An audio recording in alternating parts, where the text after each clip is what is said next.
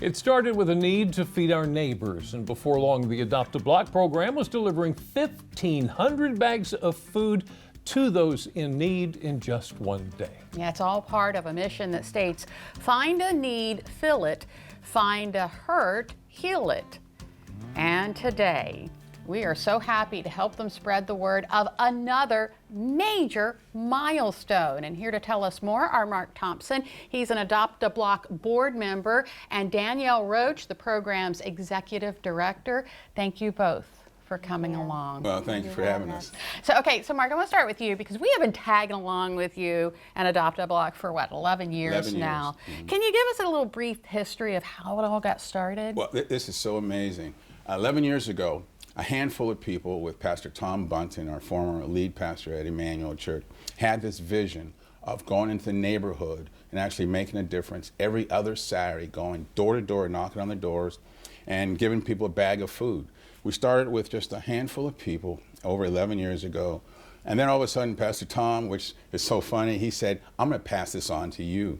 And you continue this legacy. To you. To me. Yeah. And we, along with our volunteers, over 200 volunteers.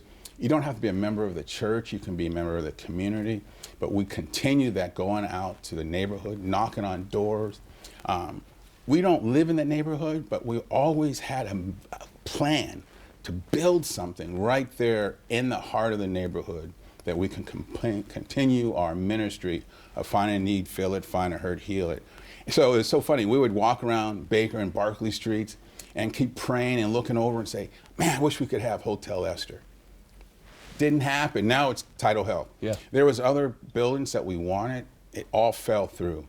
And then just last year, this building came across. It was the old Culligan Software building. The doctors owned it, and then they gave it to us. And God answered our prayers.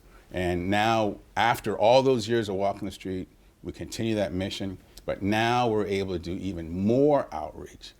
And then now I had that, sometimes we stay too long as in our positions. That was going to be the next thing I asked you about, is because you have seen magnificent things happen. You've had the lead position of this going on, the action, the forward movement. It was huge when the torch was passed to you, and now I'm able to do the same thing, passing it on to a younger, newer generation that's far beyond what Danielle does things that I have never even dreamt of before. Yeah. And so now I like to introduce to the whole community our new executive. And then I was just the director. Now they're executive. Exactly. Well, that's what happens when you put a woman in charge. Thank you. But now we pass it on to our new executive director, Danielle Roach. So Danielle, tell us a little bit about yourself. Is this something you've aspired to do? Yes, I would say so, honestly. I come from the private sector. I worked as a corporate risk insurance manager for the past 10 years or so, and I just felt a stirring in my heart and a calling to serve my community in a greater capacity and use my gifts and talents to glorify God and to serve the community in a greater capacity. So when I saw that this position came open, I thought it was a great fit for my skill set to be able to line my faith with the work of my hands. So it's a perfect fit for me. That's a great aspect to look at. So it's not just a new executive director, as you mentioned, it's a new center for outreach. Yes, it is, exactly. So what we're endeavoring to do, we're opening what's called a client choice pantry. And we have our Bread of Life market where folks can come in and they'll be able to pick the food of their choice. So we're not just giving people a box of food or a bag of food. They'll be able to come in and pick the selections that meet their dietary needs or feed their family. And as well, it gives us the opportunity to foster compassionate connection with them because we'll be able to walk with them and help them pick out their food choices as well.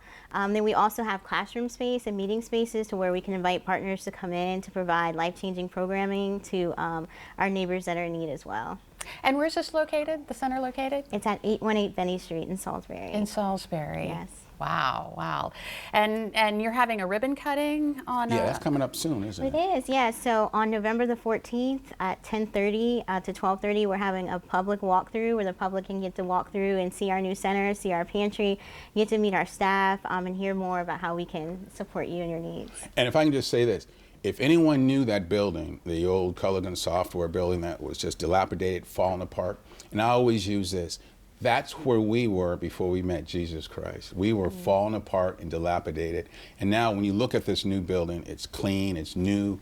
And the same way what we want to do with people now, people who are drug addiction, whatever they're going through, you come into our facility now and you will be new. So what's it like to see this kind of progress? Oh, it's just amazing to see how you've worked so hard, and all of our volunteers. People say, well, you're the face of DelmarvaLife. No, there are so many faces behind me.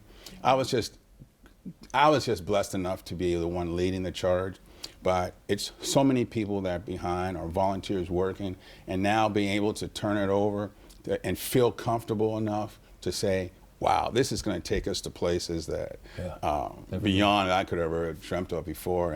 And still, I'm still part of it. They always say, what do you want to do? What's your title? It's not about titles. I just want to still continue to be a servant and work.